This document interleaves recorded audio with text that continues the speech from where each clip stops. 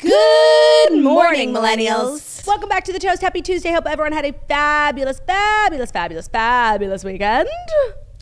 I think a lot of people had a fabulous weekend. I think we all had a fabulous weekend because it was a holiday weekend. Not for everyone, by the way. What I learned yesterday is that nobody respects Indigenous Peoples Day, and I think that's disgusting. Yeah, not for everyone, though it was for us. But we wound up working yesterday anyway because we dropped a hysterical Patreon episode that everyone should listen to. We recapped our weekends. We helped me study for the permit test. We recapped House of Dragons. Jax, the thing about us is that you can't put us in a box, you know? You can't put us in a box. You tell us you're going to record an hour talking about Jackie taking her driver's test. We're going to talk about Damon. We're going to talk about Rhaenyra. Yeah, we just had so much catching up to do, so we did all of that really in yesterday's episode on Patreon. We're pretty much caught up, but I guess I'll just recap my weekend again because I was in Atlanta on Friday visiting our Georgia Toasters at Total Wine for a Spritz meet and greet, which was so wonderful. If any of you who aren't patrons but were at the meet and greet, I was just raving about the toasters that showed up and showed out. She totally was. In Atlanta. I was also slamming the traffic that I experienced in that town. I don't know how you guys do it. And also all the distracted driving that I did see on the highway.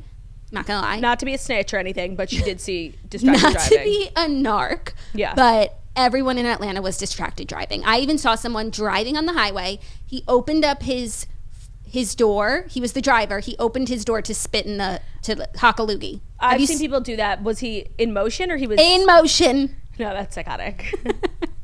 That is quite literally psychotic. But that's how I feel about eating. If I'm eating while I'm driving, everyone in the car is going down. Yeah, it depends what you're eating too. Something so delicious and tasty. If it's a salad, I'm not going to feel impassioned enough to distract myself from the road. If it's a nugget, honestly, watch out. Watch out. Also, speaking of delicious and tasty food, I made a chili on Saturday. It was a gloomy day here, so I thought chili. And also I was looking at my time hop, and a year ago that day I had made a chili, so I was just inspiring myself.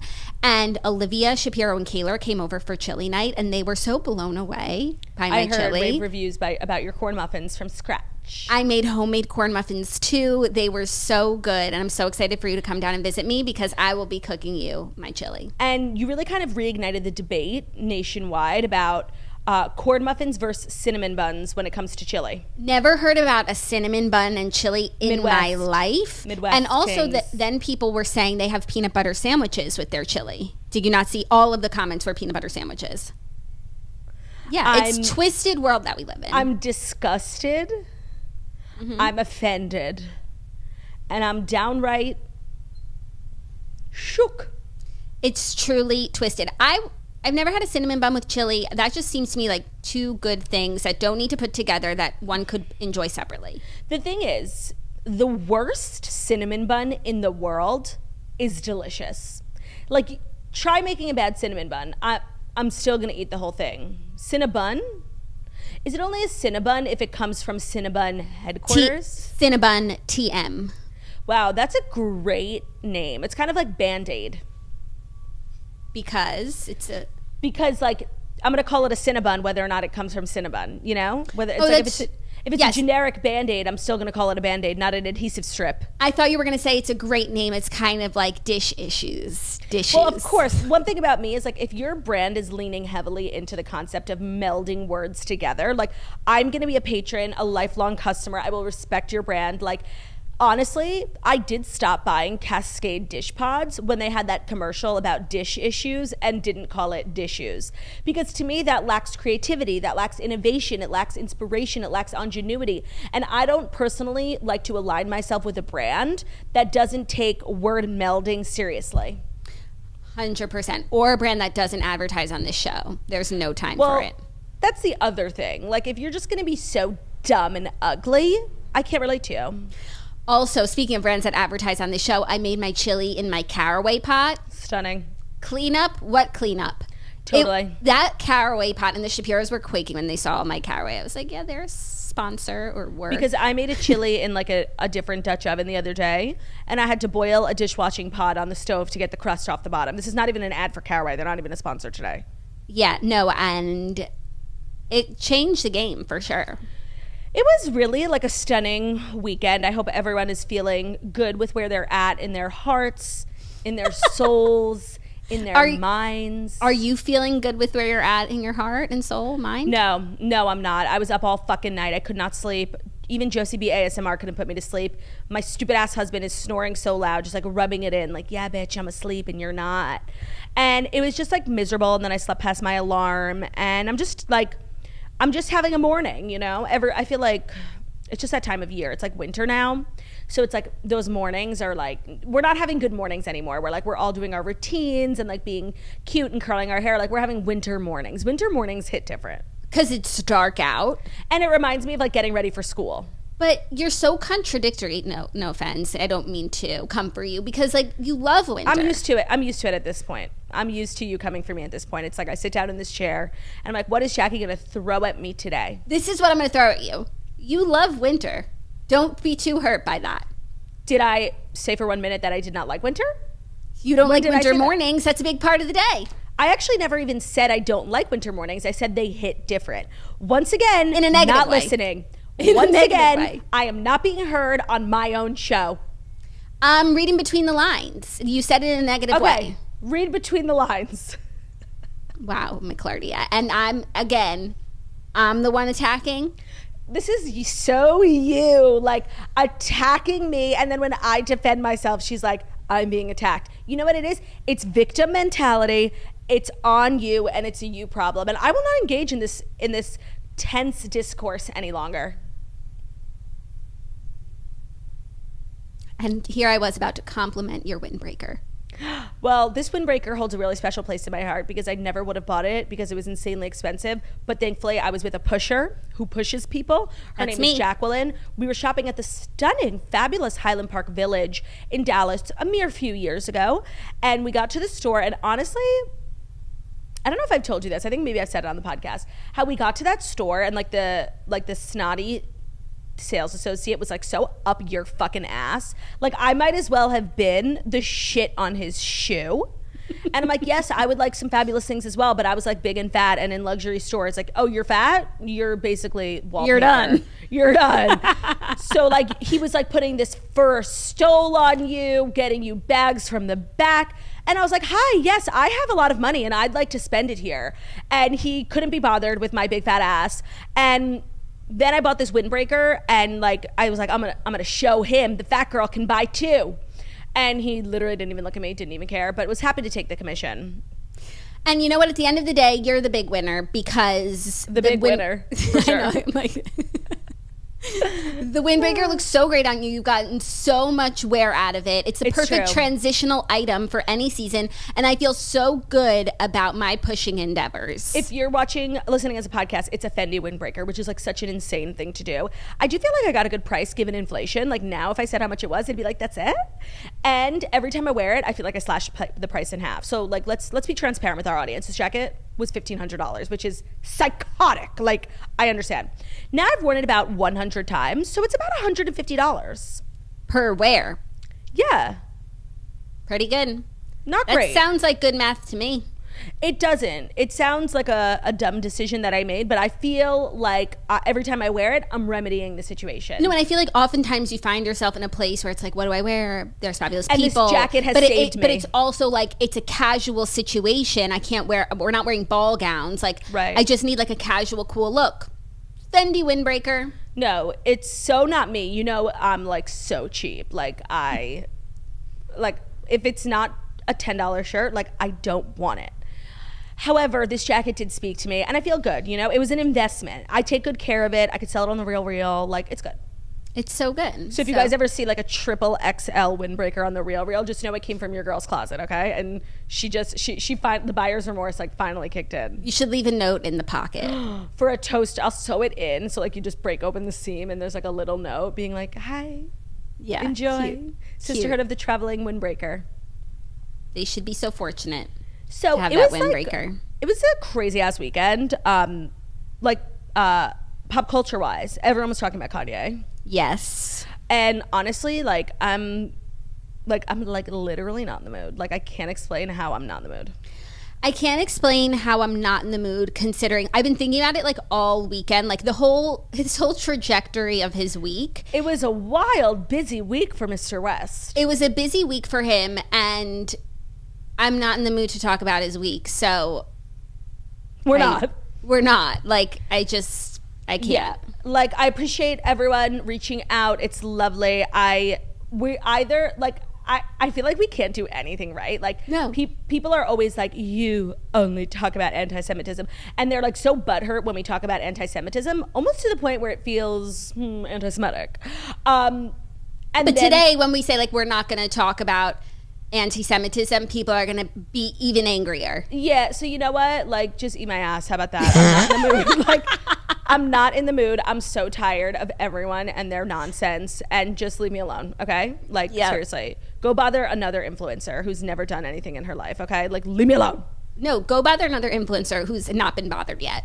It's time please, to feel the wrath. Leave us alone. Like, enough already. I can't. Like, oh, my anxiety's been on fleek these past couple of weeks. I just feel like every time I check my phone, it's like, what now? What did I do now?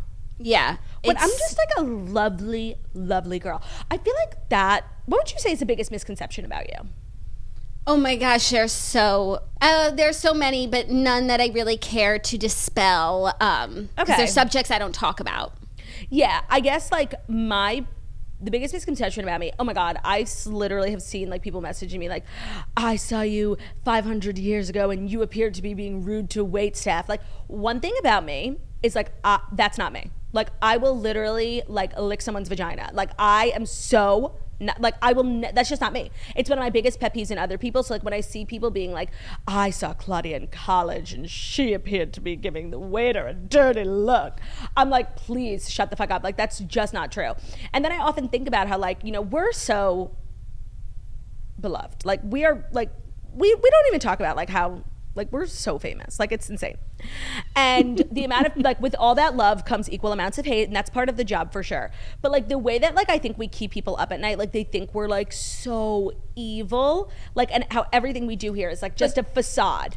For sure, but they feel even more so that way about me. Oh yeah, I know, thank God. Oh my God, like they fucking hate you, and you know what, like there's still hope for me, and I'm thrilled. I didn't know if you knew that. Like, no, I know. So but like it's just the way they think, like everything we do and here, then they're gonna clip this laugh and be like, she's as evil as we thought. Right, but like when it comes down to it, like I often think about how we're just like literally so normal and so nice, and like we are, you know, normal people. We are kind, we are generous. We come here and we talk about the Kardashians and, you know, who maybe could win the Super Bowl, and suddenly we're like alt-right activists. Like, it's so crazy to me how like we are just like two normal girls.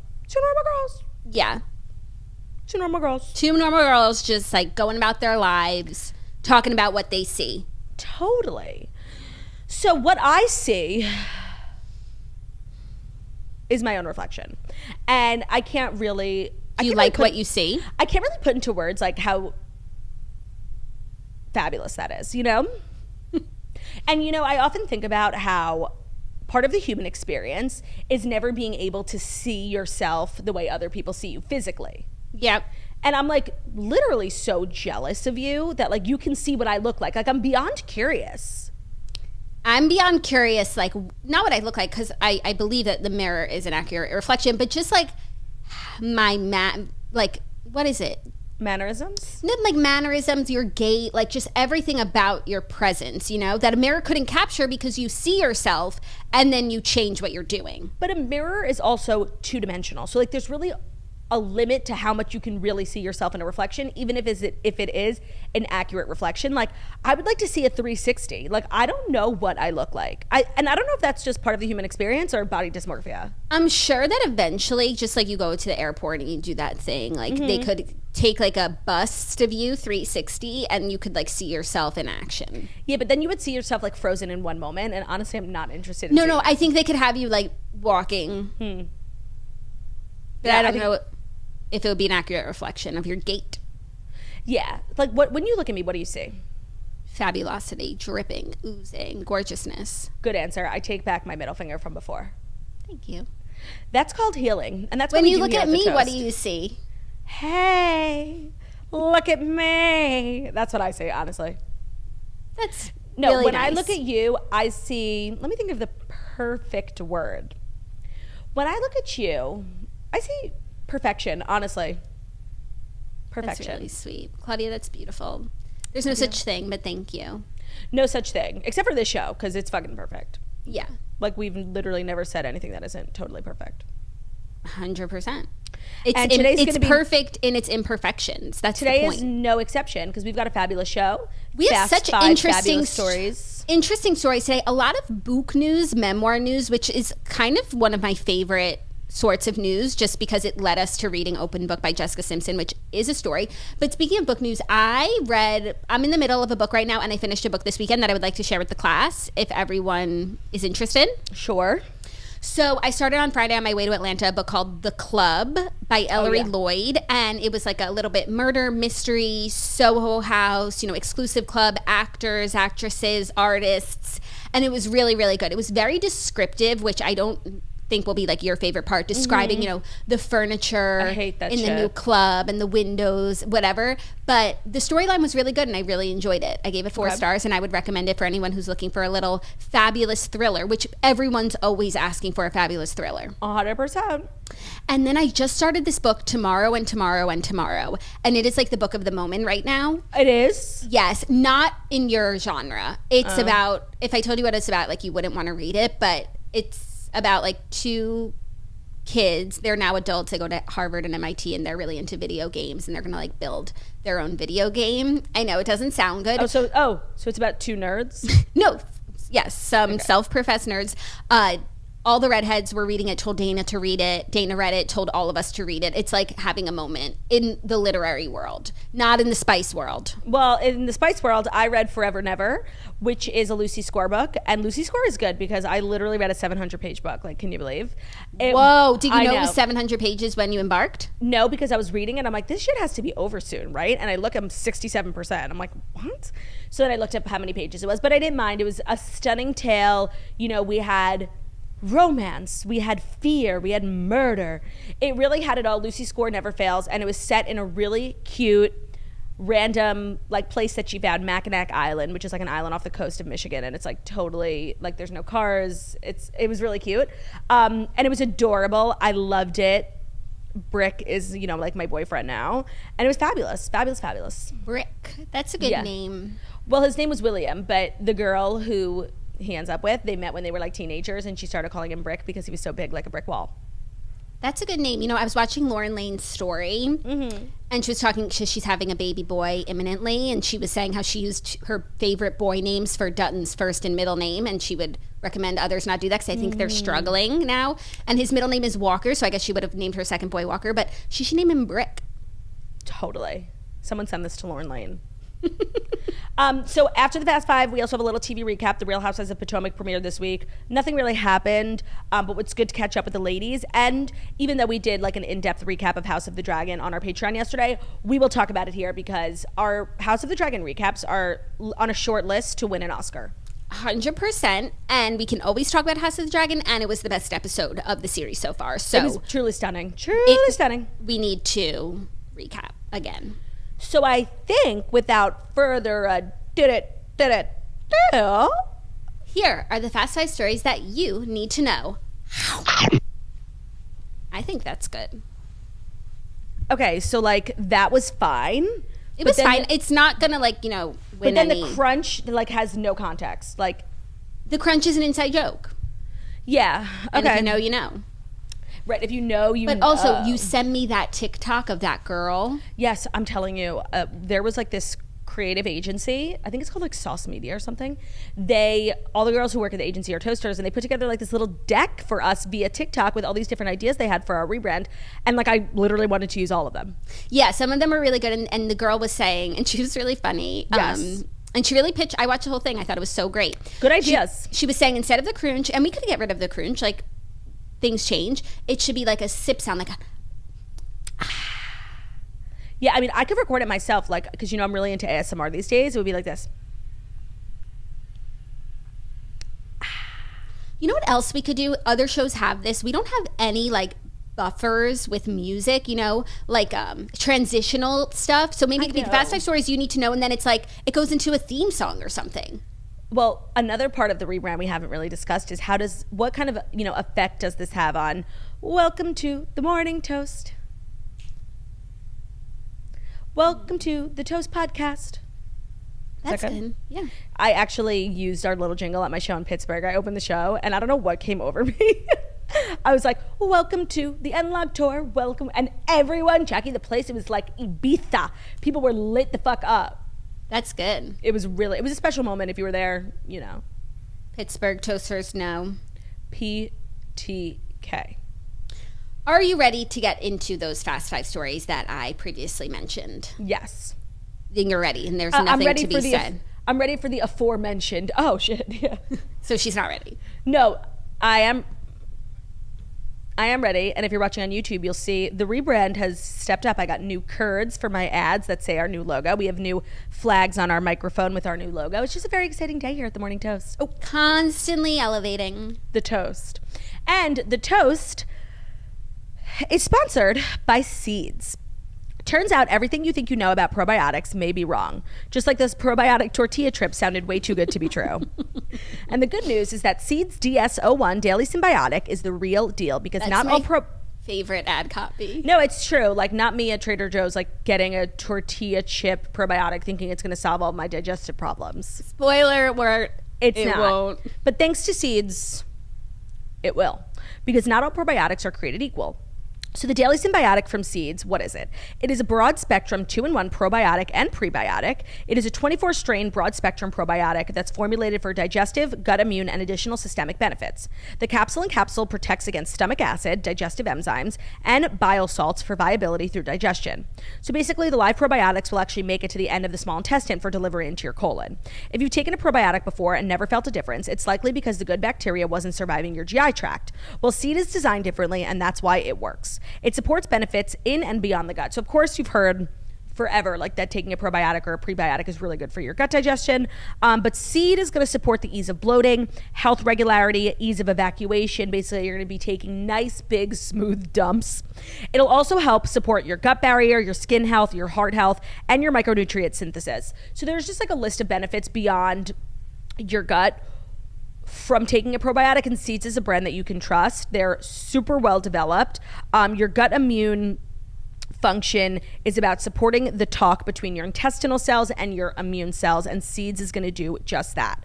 A lot of people see improvement in digestion in just 24 to 48 hours, which can include bowel movement regularity and ease of bloating. If you struggle with bloating, you know it's kind of like this and never-ending uphill battle. And try the Seeds Daily Symbiotic. It's kind of stunning. I've been on it for quite some time because I get really bad face bloating, obviously when I'm menstruating, but also just like when I'm alive. Each component of their refill system is designed to protect your DS-01 Daily Symbiotic and be gentler on Earth. So if you are ready to take the dive into a probiotic, start a new healthy habit today and visit seed.com/toast. You can use code TOAST to redeem 20% off your first month at Seed's DS-01 Daily Symbiotic. That's Seed, SEED.com/toast, and use code TOAST for 20% off your first month of their Daily Symbiotic. Period. End of story. Period. First story, some exciting casting news for a book that's turning into our movie. Our movie, yes. Jessica Simpson's memoir, Open Book, has been adapted as Amazon Freevee pilot starring Katelyn, Tarver, and John Stamos. Amazon Freevee has ordered the half-hour scripted pilot Open Book based on the memoir by reality TV and pop star Jessica Simpson, the best memoir. Really? They're calling her reality TV and pop star? Yeah, no, they're disrespectful, and they obviously didn't read the book, which is just now a reminder for everyone, if you have not read this book, it is the best celebrity memoir, aside from Claudia's, in the last 10 years. It's the best celebrity memoir, period. Like, let's be real. My book is really good, but it's not even close to how good Jessica Simpson's is. Sorry. Okay. One thing about me, like, I'm a narcissist, but, like, I'm not a liar. She said it. I think a lot of narcissists are liars. I actually don't think you're a narcissist. No, I'm just like extremely self-involved and self-promotional, and I'll never let a chance slip by to promote something that I, worked on. Yeah, no, she believes in herself. I believe in my products. I don't think that's a narcissist. And that's why you should go to seed.com/toast. And girlwithnojob.com/wook. and girlwithnojob.com/tour. I'm headed to Nashville, show Thursday, finally. You know, after many months, my Nashville show is here. I'm like literally so excited. I haven't been to Nashville in like a year. I don't know. I'm just since thrilled. the girls' trip. Right, which was when? Over a year ago. May 2021. Right. I'm thrilled. I'm excited for you. Back to the story. And there's not a ticket available, so you won't be catching me trying to promote anything. Ooh. Even though it sounded like you just did, but okay.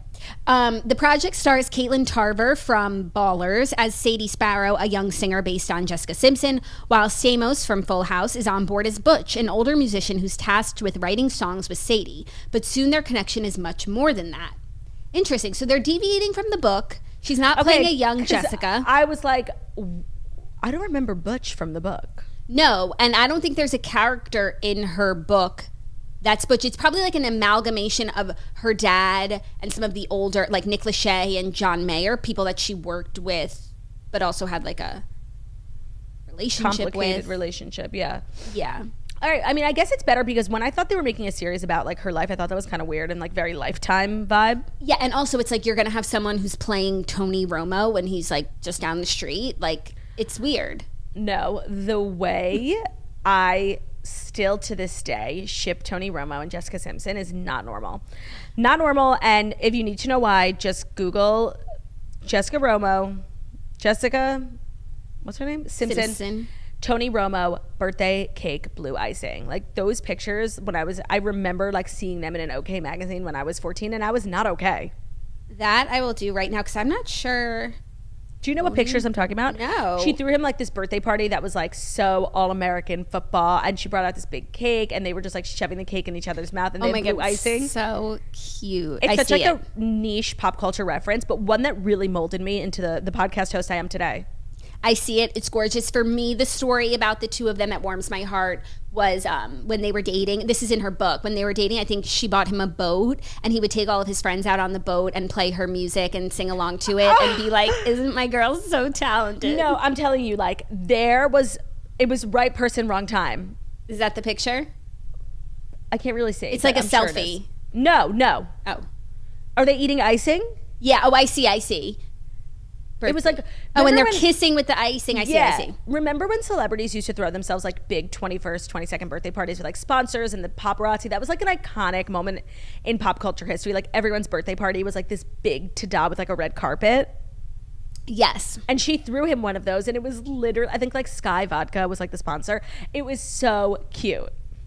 So cute. Take me back. I would love to read that book again. I know. They're right person, wrong time. Like, I really feel like they were a good match. Even though I know Tony Romo has like I don't know what his wife's name is, but I know she's like, people love her. She's like a Dallas influencer. Like, I'm not knocking them at all. Like, I think they have a beautiful life. They're so happily married. They have a beautiful life. And Jessica's so happily married and has a beautiful life. So, and I'm obsessed with both, but everything is as it should be.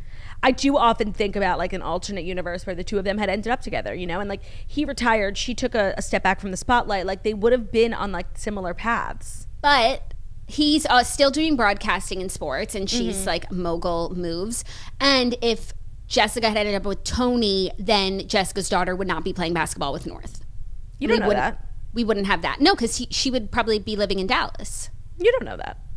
I just feel like, and then also they would have had their kids earlier, aged out of North's basketball team. You don't know that. North's basketball team is like kind of bigger than the NBA. No, don't you feel like everyone's always talking about North's basketball team and like they're in the playoffs and like what happened at this game? By the way, I bet that just based on where they live, it's a lot of like famous athletes' kids on that team. Yeah. And I bet like I could see North going to the WNBA. I think North's basketball team is bigger than the WNBA. I think that North is probably the only person out there who can make the WNBA like cool and relevant. Agreed. Because the WNBA has a branding problem. They really do. Mm-hmm. They really do. And I think we just solved it. North. Just another day, another sleigh. That's us. That's us. Anyways, Open Book will be turned into a show. Jessica posted on her Instagram today that she's been so excited to announce this. They've been working on it for years, and how this book like changed her life and like I think the perception of her in the industry to the public, which I think it did for everyone who read it, changed my perception of her. And that's what a good book can do. So my perception of her like didn't need to be changed. It just was enhanced. Enhanced. Because Agreed. I don't know if I've mentioned this, but me and Jessica Simpson have the same birthday. So I've always felt this like inextricable connection. Yeah, I feel that. I would love to do the birthday buddies project now, but we've done this recently where we looked up who has the same birthday as us. Like for Erica me, Jane. Yeah, but when you were a child, she Jessica wasn't Simpson. famous yet. Yeah, when I was a child, it was Sally Field. Who is it now? Now I think it's Lamar Odom, and That's a good Paige DeSorbo and I not only have the same birthday, but we were born on the same day of the same year. Because you're the same age. We're the same. That's pretty crazy. Someone pointed that out to me once, and I think that's so crazy. Yeah, no, I don't think me and Jessica have that, or Erica. That's too bad. No, I think I also have the same birthday as Sofia Vergara. I think I have like a really good birthday. I think you do too, but also because Claudia Oshry was born. Right. And I feel like being rewarded with good birthday buddies is what I get for having to grow up with a summer birthday. If you know, you know. Yeah. So that's the power of what reading can do. Someone tell Ben that this is why literacy is so important in women. For women, yeah, I agree. Are you ready for our next story? People are quaking because Blink-182 has announced a reunion tour with the band co-founder Tom DeLonge. Have you been seeing this everywhere? The significance. No, Ben doesn't. Okay. Ben probably hadn't woken up to the news yet. No, Ben also, like, he's just now finding out about, World War II. He's so delayed, it's beyond. Blink-182 surprised fans by announcing that they are reuniting for a massive world tour and will put out a new song this week. Travis Barker, Mark Hoppus, and Tom DeLonge will be coming together for the first time in nearly 10 years to perform new music all across the world. The punk rockers also announced that they will be dropping their new single, Edging, this Friday. Wait, I totally forgot that Travis Barker's in Blink-182. Yes, and this Tom DeLonge hasn't been with the band in so long, and now he's back with the band, and people are so excited. But I thought that Blink-182 was like on tour. Courtney's always me too. But backstage. But Travis goes on tour with like Machine Gun Kelly. He does drums for a lot of people. So I don't know. I could see, like he wasn't doing Blink-182 shows. He was doing like, independent work. Yeah, the Travis and DeLonge like had a falling out. They reunited, and now everyone's coming back together. I feel like for a lot of punk rock fans, this is like if the Spice Girls went on tour again. No, this is fab. I mean, Ben is not going to be okay. He's going to want to go. And you should take him. 100%. I feel like the tickets are kind of going to be hard to get. Like, I think so. Ben, they work your connections. Yeah, totally. I'll just reach out to my people. Your people. Have your people call his people. That's exciting. I mean, I feel like it was like a big weekend for emo kids because it was also Lollapalooza and Paramore performed, and they allegedly like unretired Misery Business, so they performed it, and I don't think they perform it a lot. And I was seeing videos, like it looked like I never wanted to go to Lollapalooza in my life, but actually it looked so fun. That does look fun. I'm sure you were upset when they weren't performing it because they're shunning the thing that made them famous. Yeah, I actually I've been thinking about that a lot lately. One of my biggest pet peeves, as everyone knows, is like when people don't acknowledge the thing that made them famous. And with singers, like if you're not going to sing your number one hit, like even Harry Styles sings That's What Makes You Beautiful still, like honor your roots. And I somehow ended up on this like twisted side of TikTok where people were going to the Tyler Childers concert in Red Rock. Do you know Tyler? I don't know Tyler Childers, but I know Red Rocks. So Tyler Childers, like I've learned so much from TikTok. He's like this prolific songwriter. He's country, but he's also like more alternative, and he's not mainstream at all. Like very, I don't know if I would say country. It's like moody, it's like Mumford and Sons vibes, like okay, alt. Yeah. And and so Tyler Childers, I actually for my lovely lady. Okay, wait, that's like not how it goes. Sorry, Lady May. I don't know it, but let me search on. No, I don't. Yeah, my buckle makes impressions on the inside of her thigh. You know that?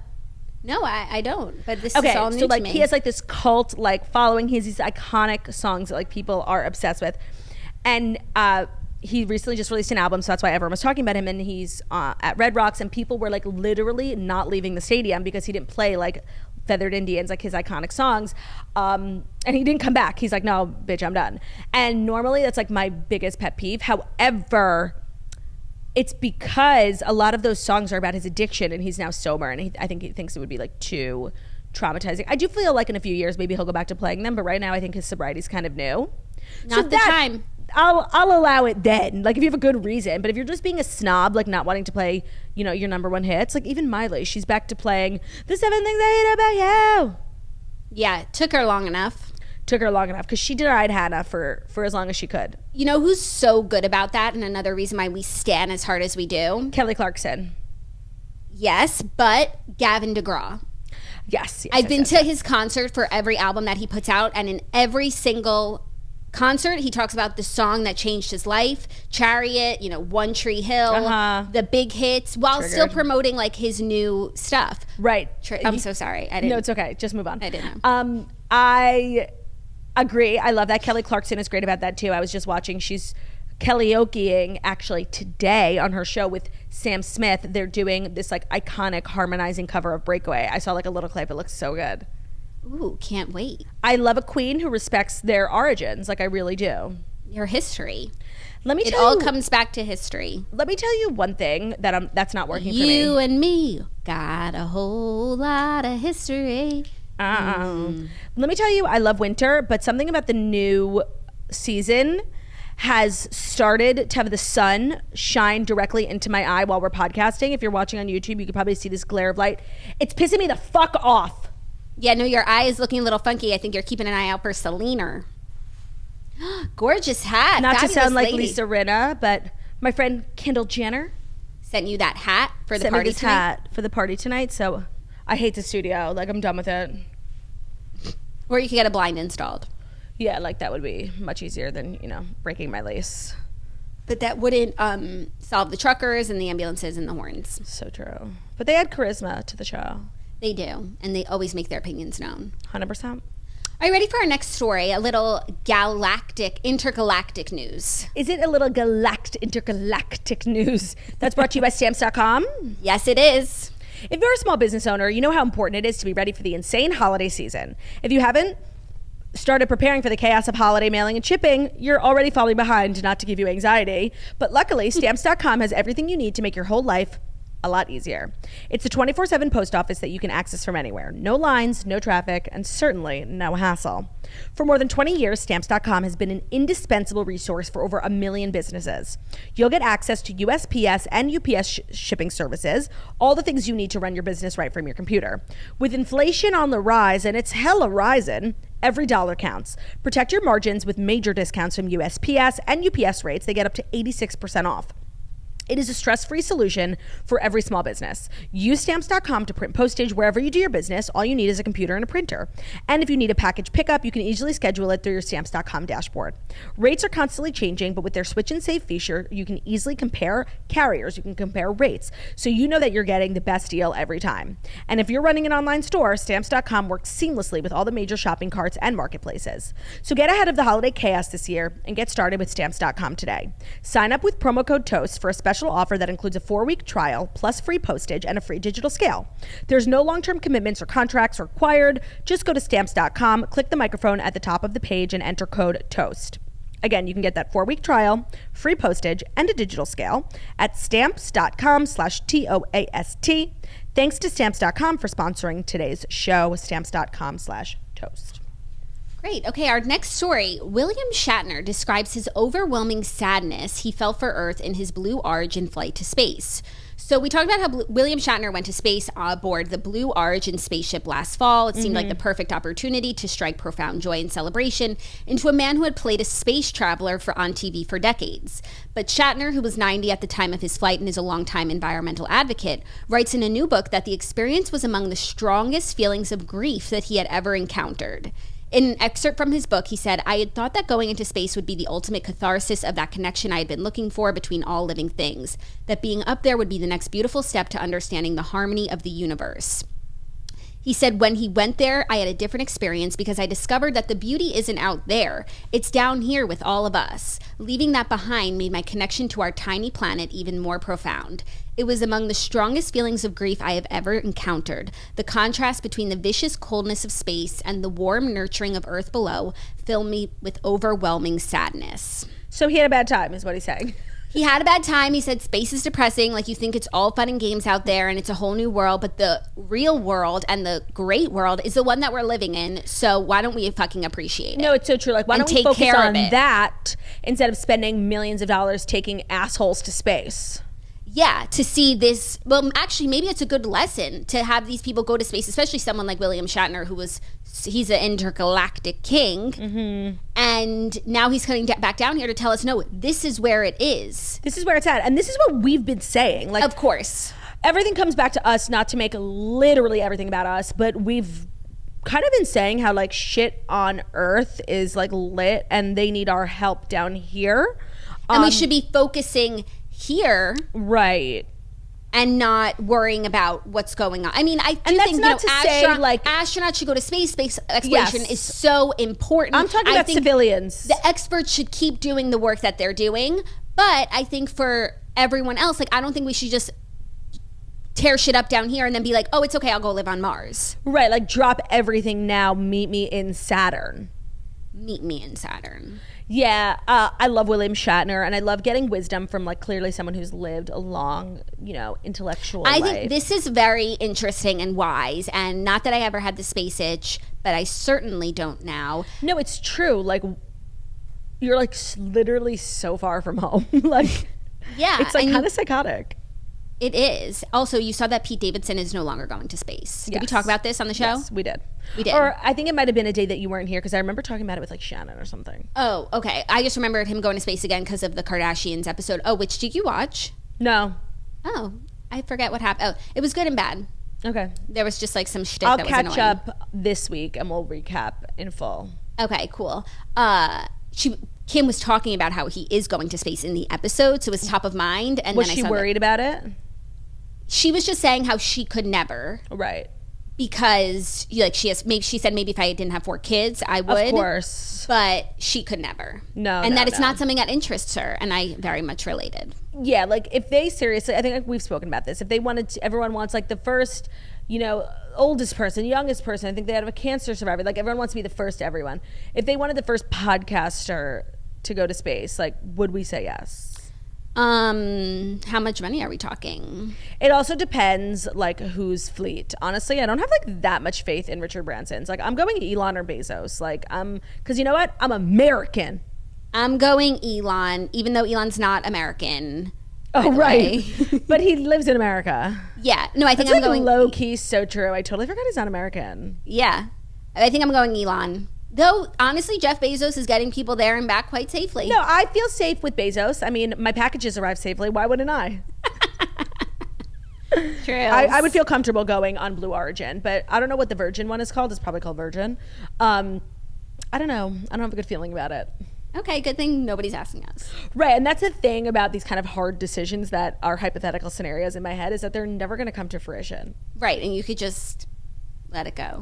Like if they seriously wanted the first podcaster, like it would be Joe Rogan, right? Yeah, and Elon would take him up in a minute and be over and done with. I'm sure it's already happened. Right. I don't think he would go Blue Origin because Amazon Podcasts is a direct competitor to Spotify. Yeah, and Elon's like his best friend. Oh, right. He went on his podcast. Mm-hmm. Oh, by the way, I could see a world in which Joe Rogan goes and like records something. Yeah. Interessant. Size, this hat is like one of the most unflattering things I've ever put on my head. I think you look so cool. Maybe like from the way you're looking at me, but in the camera, like I look like a grandma going to play pickleball. There are worse things. Are there? No, yeah, you could be playing tennis. True. Are you ready for our next story? I really, honestly, and truly am. Okay, it's a little more book memoir news because we haven't even talked about how Kelly Ripa has dropped a memoir. Kelly's Mindless memoir. But Kathie Lee Gifford is defending Regis Philbin from Kelly Ripa's memoir claims. Yes, Kathie Lee. KLG. The thing is, I love Kathie Lee. In her upcoming book titled Live Wire, Ripa said it was a basic misconception that she and Regis were close friends outside of work. It's also so confusing to have a story about William Shatner and then Regis Philbin because to me, they're the same person. I hear that. I don't have the same experience, but I respect yours. Especially because in Miss Congeniality, William Shatner played that host. Who was supposed to be Regis Philbin. That's why you confuse Regis. them. Yeah. It's just a lot. It's giving Regis. Ripa said in one passage of her book, quote, "My name had to be smaller than Regis's name on the live title card and branding. Obviously. A game of inches, which speaks for itself. But on that we agreed. Seniority, after all." She also claimed from the very beginning that Regis didn't like her and even dubbed her as, quote, "it." In contrast, Kathie Lee Gifford said she shared a special relationship with her former co-host, calling him the best partner she could have had. She said, "I know what Regis was to me. He was 15 years the best partner I could have had professionally. He was my friend. We were dear friends. And after I left the show, for the next 20 years, we became better friends, dearer friends." Right, she because said Kelly she Ripa never knew, replaced Kathie Lee Gifford, right? Yes, and Kathie Lee Gifford said she never knew Regis to be anything but so kind to everyone. Yeah. I mean, I feel like it's very easy to write your memoir when, like, about a person, like, he's gone, like, he's not gonna defend himself. So I think it's nice that Kathie Lee Gifford is There to sharing defend her him. experience. And, like, one thing about me is I was really deeply affected by Kelly Ripa, Michael Strahan saga of, like, 2018. Like, it made me change how I look at Kelly Ripa so deeply. Like, I am extremely doubtful of her intentions. I really am. Yeah, I wonder if there's a short story in her book about that. Well, there should be, and it should be a big ass apology to Michael Strahan for how Yeah. she acted like a toddler. Right. And I'm sorry, her being all mad that, like, Regis's name has was bigger. top billing like, on you're his kidding, show. right? Right, and, like, you're kidding. that's really, like, of That's course. like the entertainment industry. It's like there are stars that are bigger than others, and the bigger stars get better treatment. Like, And when it's been someone's show for 15 years, like, they are the headliner, and then she comes on and she establishes herself, and eventually it's her show. But, like, that's what you do. You work your way up. every time I hear Kelly Ripa talk about, like, the genesis and just the overall arc of her career, it's giving ungrateful, like, always. Not ungrateful. Like, she got the show from Regis. She had a host of different co-hosts.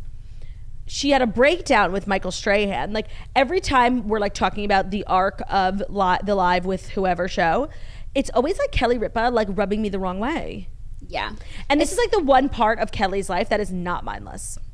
No. So hopefully that's what's in the book. Yeah. Put it in the book. Put it in the book. But it's a book of short stories, which is always a great digestible way to consume a celebrity memoir. No, and it's literally everywhere. Like, every celebrity's talking about it. People Magazine is, like, literally not going to be okay with how much content they're turning out.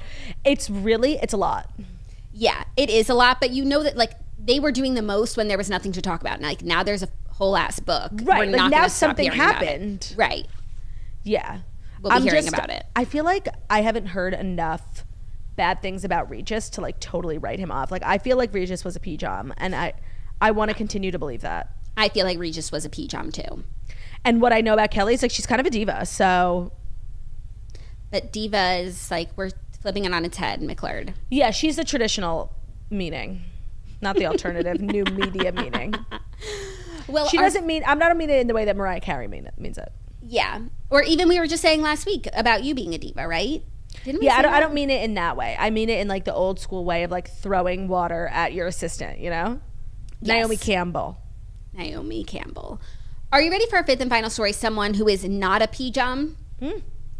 Bill Murray. Some anti-pee-jam news? Anti-pee-jam news. Wait, Have you Bill heard all Murray's this? not a pee-jam? No. There's major drama with Bill Murray. He's been accused of paying a female movie staffer $100,000 after he, quote, kissed her body, pinned her down, and straddled her, leaving the woman unable to move on set of a new movie that he was working on that was supposed to be on Aziz Ansari's new movie. They got through 50% of filming. This incident happened. Bill Murray paid this woman $100,000 to sign an NDA and not talk about it, and now, like, the movie's on hold.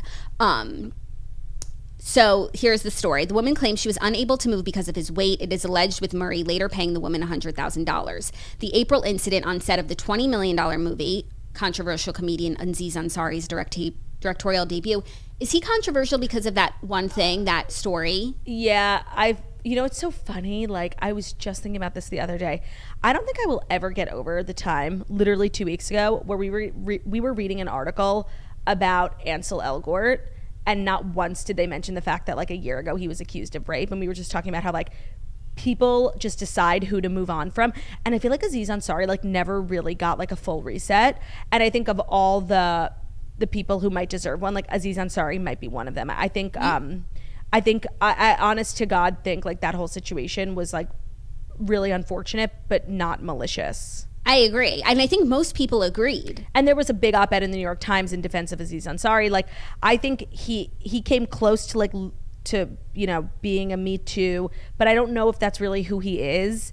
So the fact that they still call him controversial comedian, and then literally like Ansel Elgort gets to run around and like not even be mentioned that like he was accused of rape. Like, people are so fucked. I don't know like how anyone can trust the media, honestly. Like, this is so insane. Like, I have not stopped thinking about that Ansel Elgort thing for months. Yeah.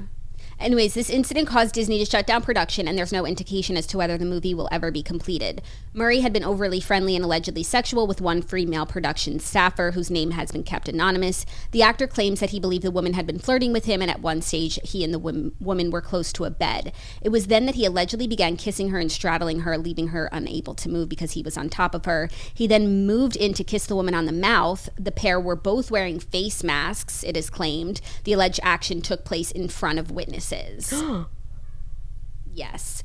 Also, this week, hold on.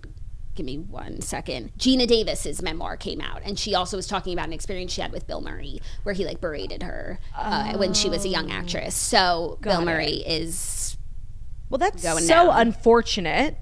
And it's just, I feel like we were just having this conversation. Like, honestly, in a lot of ways, when it come to like Time's Up in Hollywood, like it was a farce. Like, really nothing changed, and we're all just talking about it now, but there's no actual like systemic changes. No, and like so many people who are still in every room are bad people, and we're just like holding their breath the whole time, like just hoping the spotlight wouldn't land on them. And now that it's over, they've gotten away with it, and I really don't think anything is going to change. Right, and I just personally don't believe that men like Aziz Ansari are the problem. Like, I really don't. Like, Aziz Ansari just sounds honestly like a freak, and if I went on a date with him, I'd be like, you're weird, like, go away. But I don't think he's like a predator. I really don't. So it's like you read articles, controversial comedian, and then it's like, this is not like the actual problem. Like, this is not the problem. Yeah.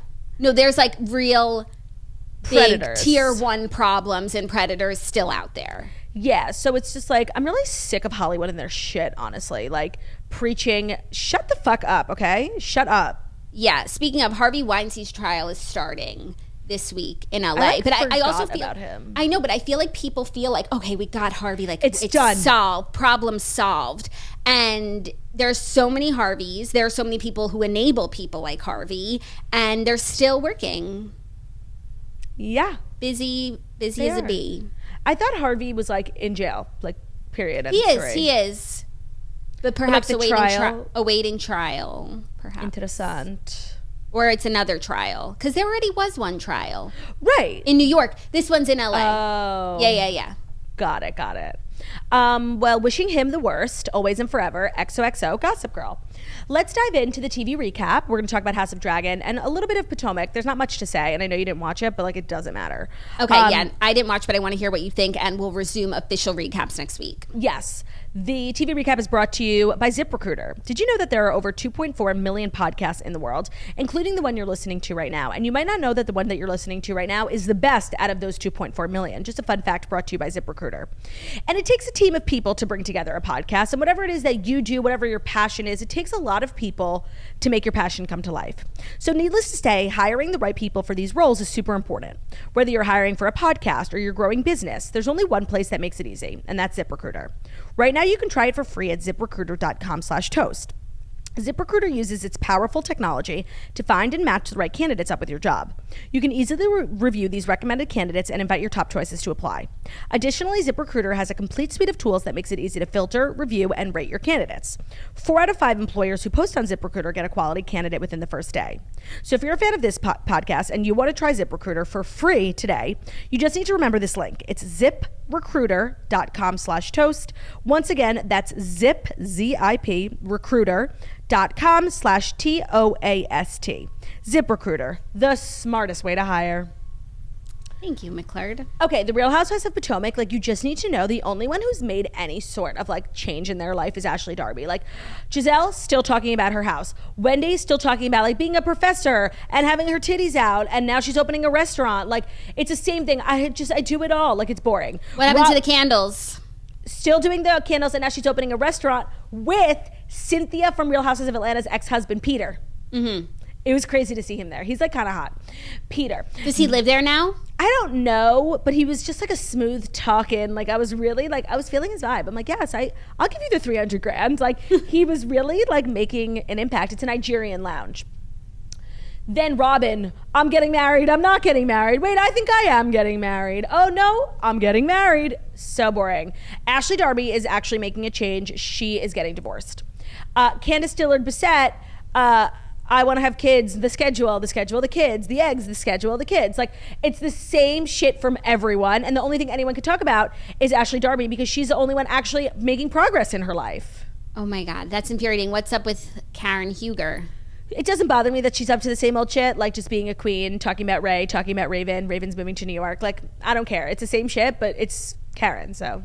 So it's enjoyable. That's really crazy. I feel like usually there's so much movement from season to season, and I feel like we haven't seen Potomac in so long. I don't even remember when it was last on, and that's disappointing. Mia had some health updates that all the women were being rude about, because she was like being thirsty on social media, talking about how she has cancer, and then she edited the caption, she doesn't have cancer. She had to go to Johns Hopkins Cancer Center, so it was like a little bit confusing. But there is actually a lot of interesting things going on in Mia's life in real time. Did you see? I saw that her husband's brother like stole all their money. Bankrupt them. Like, they have no money. Yeah. I saw that just last week. Yeah. I don't know the details, though. But that's not on the show. Maybe it'll be on the reunion, but it's not currently being spoken about. So the only thing that, like, Karen threw a party and all the women are bent out of shape that Ashley is separated, but her and Michael are buying a home together in the name of their LLC. Like, their LLC will be on the deed. And it's because, you know, Michael lives in this townhouse. He wants to go out and party. Ashley doesn't drink anymore. She's now has 2 or 3 kids. 2. So she has her kids. She doesn't drink. Michael's like very into like the party life, you know, like when they were having threesomes, like he still wants to do that. And she's a mom now. She's growing up. Like, they're just really on 2 different planets. But, you know, she wants a house for her and her kids. That's good. And currently, in order to get that, she needs it to be in her and Michael's name. So all the other women are like cracked out of shape, like not bent out of shape, like, I don't know what. And it's like, I understand. Like, she's playing the game. She's doing what she has to do to get the house that she needs for her and her family. And if that's what she has to do, it's what she has to do. Yeah, it's really not a big deal. Pretty straightforward to me. No, but like Giselle is like out of her mind. Of like, course. That's not a divorce. Like, shut up. Shut up. But she did kind of like read Wendy to filth, which was like a glorious moment. I'm like, so I like don't like Wendy. And when they all came to Karen's party, like, her and Wendy have not spoken since the reunion, and like Wendy took a big dump on Giselle during the reunion. And so Wendy comes into the party, is giving everyone's hugs, is being so fake, gives Giselle a hug, and Giselle's like, do not touch me. Like, she literally was like, don't touch me. Like, I don't know, goodbye. And it was fabulous. Oh, okay. I can't wait to watch and get into the season. And the real television news everyone is talking about was Sunday night's episode of House of the Dragon, which was monumental. Spoiler alert. It was, you know, the official last episode with the king. He did pass away, but not before ruining everyone's lives in the process by being, you know, classic old scatterbrained old man. Alicent thinks that Aegon, not the Conqueror, but her moronic son, should be king, when that's just not the case. And somebody lied to her several times and told her that Aegon was fly, hot, and sexy and beautiful, and he's nothing like that. He's nothing of the sort. I don't even know why she would want him to be king. Like, she sees him for what she is, and she's actually like, you know, she's not even being like full Cersei about it. She's really like trying to discipline him as best as she can, like trying to make right as best as she can all of his errors. Like, so true. Why would he will be a horrible evil king, and like she knows that. That's so true. Like, she's not blind to the fact that like a Joffrey, like Cersei was, like, she knows her son is fucking evil, and he literally just attacked that girl. And the next one kid is even worse. Yeah. It was a beautiful episode though. Like, I got like super emotional when the king showed up for Rhaenyra. Like, and it actually made me feel bad, like, that she had, like, kind of left him over these last couple of years, because, oh man, I'm literally gonna cry talking about it. Like, he really was, like, he loved her so much, and, you know, everyone wanted him to name Aegon as the heir, and he never, from this moment he decided on Rhaenyra, like, he never wavered, and she was, like, kind of like a brat. She was a brat. Remember, like, when we had old Rhaenyra and they had all those, like, dinners and stuff, and she was just being, like, a stubborn teenager. I know, and, like, it was never good enough, but he was so loyal to her, and, like, he showed up for her always, like, even at the end when he couldn't even get out of bed and half of his face was melted off, like, he got up out of his bed, he did not drink the milk of the puppy, and he showed the fuck up for his daughter, and, like, I was like, deeply moved by that, like, really. Me too. And put the whole thing to bed, because it would have sent the whole realm and obviously Rhaenyra's position, everything into disarray if the Hightowers had gotten away with what they wanted to. It would have caused major problems, because also it would mean that Jace couldn't inherit after Rhaenyra. Right.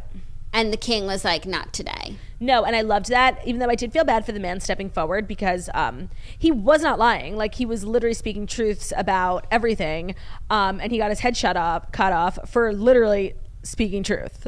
Yeah, but he wasn't honoring his brother's wishes. No, he wasn't. And at the end of the day, I would have been, like, sad for the Valerians if Luke had taken the throne and then really no more Valerian blood would be on the throne. But now that he'll be marrying his darling cousin, it will once again be Valerian. And they are the only Valerian children. Left. So they would have been on the throne. Anyway, honestly, it really works out nicely. No, it was an inspired deal on Rhaenyra's part to have her kids marry Daemon's kids. And it's really just blended. And it was a great idea because, like, as much as I wanted, you know, Rhaenyra's kids to get what they deserve, like, it's a whole, it's like the bloodline ending with them. And, like, that sucks. Yeah. So now it doesn't. Everyone wins. Everyone wins. They still have Targaryen blood, Valerian blood, and a little strong blood. And Daemon's daughters get really nice husbands because Rhaenyra's boys are good kids. Yeah. And that's not really common in Westeros. You never know what you're going to get in a husband. No, even when they were just, like, sitting at dinner, like, they knew they were betrothed, and it was just, like, it was so cute. And I think, like, you know, of all the guys that they could have ended up with in their position, they could end up with an Aegon or an Aemond. Of course. And they got a Jace who's they're P-Joms. They are. I'm very happy. Rhaenyra's situation, aside from now that she has to go to civil war with Alicent and the Hightowers, she's really living, like, such a great life with her mans, her blended family. She's got 2 kids with her mans, 1 on the way. Total, they have, like, 8, right? They're on their way to 8 kids, and it's beautiful. Oh, and 4 of them are marrying each other. It's absolutely stunning. Just watching them, like, because now, like, it's 6 years later, so they're not, like, in the honeymoon phase. Like, they're just married. So, like, watching them in their classic everyday married life, just, like, holding hands, my love, like, it's the greatest thing that's ever happened to me in my entire life. Yeah, and Rhaenyra on her own and her claim to the throne, like, she's a little, I don't want to say, like, shaky, but I think, but with Daemon, unstoppable. And with all these different kids, we've got Targaryens, we've got double Targaryens. What do you want? We got them for you. We've got Valerian, we've got them all. We've got them all. We've got Harrenhal. Right. If anyone's looking. If anyone's interested. I just love the show so much. Like, it's really very good. Me and Ben were saying, like, I don't recall Game of Thrones season 1 being this good. Like, it got really good the last episode, and then, like, but I don't recall being this invested this quickly. No, I don't think that we were. I think it has to do with the passage of time. Also, Game of Thrones season 1, there were literally 7 storylines, so we would be going somewhere that you don't really care what's going on there yet. You would maybe in some episodes not even see your faves. It was hard to feel connected to the characters, but they were setting a larger scene. There was like the war among kings. There was a million wars being fought, so we needed to get to know everyone. Now there's just the one war, and so I think it's a little easier to fall in love with your faves. When at the end of the episode the king dies and he's like, my love. Was that his last words? Yeah. I feel like he saw his real wife. Well, he was always calling Alicent Emma. Yeah, no, like, Emma was OTP. For sure, but Alicent was a good wife. And I feel like people think she's so evil, and she was a good wife. She's definitely got an evil streak. Mm-hmm. But she's not all bad. I think after this episode, maybe she turns and is going to be, like, pure this evil. was her villain origin story. Yeah, but up until this point, like, Yeah. she was just trying to do what's best for her kids. And she was and like Rhaenyra, like, really was so, obviously, you know, she slept with her dad, so that right. changes things. Wasn't her fault. But for years, she was trying to bring Rhaenyra into the fold, and Rhaenyra wasn't interested. And it wasn't her fault. And also, she was also just a product of men just using women to get what they want. Yeah. And, like, now, when we came back 6 years later, she's, like, deeply religious. And she, like, loves to take care of the king. Like, I really didn't hate her that much this episode, but I do think my hatred will have a resurgence next week. Yes, but the religious stuff and all, like, the 7 symbolism, it was harking back to Cersei when she brought in all those fanatics. And oh yeah, but also because, like, in King's Landing, like, they don't believe in that shit. no, they believe in the old gods. It's not a Targaryen thing. No, it's not. So I think it wasn't meant to be a positive thing that she's become a woman of God. I know. Oh, that's true. And it was her way of, like, bringing her shit into. Yeah, like, and making we it her know own. this. We know, you know, what the 7 are capable of from Oh, I didn't realize that was the Cersei girlies. Shame. shame girlies. Yeah, That was a crazy fucking episode. the shame one. Yeah. Yeah. Like, that'll go down in history as one of the most crazy episodes. Who do you Yeah. think Do you see Cersei got married this weekend? I Lena did. Headey? Who do you think from House of the Dragon is going to be nominated for an Emmy or a Golden Globe? People were saying Viserys. The King, yeah. Mm-hmm. So I think it will probably be ensemble. I think it will be Rhaenyra, Daemon, Viserys. Because Rhaenyra's only been in 2 episodes. In the total, she's only going to have been in, like, 4. True. So Daemon and Viserys. I think Daemon will. Even though Daemon literally said 1 word this entire episode. Actually, 4. He can keep his tongue. 5. And it was the best moment of my life. Literally. Literally, like, chop my head off. Do it. Do it, Daemon. Do it.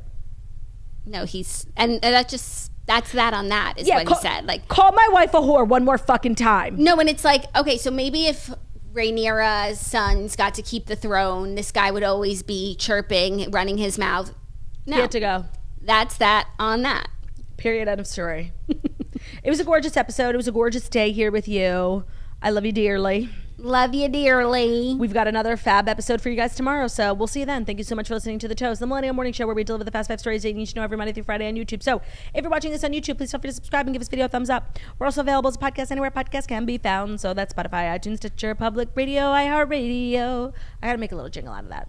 Love you guys. Have an amazing day, and we'll see you tomorrow. Bye. Bye.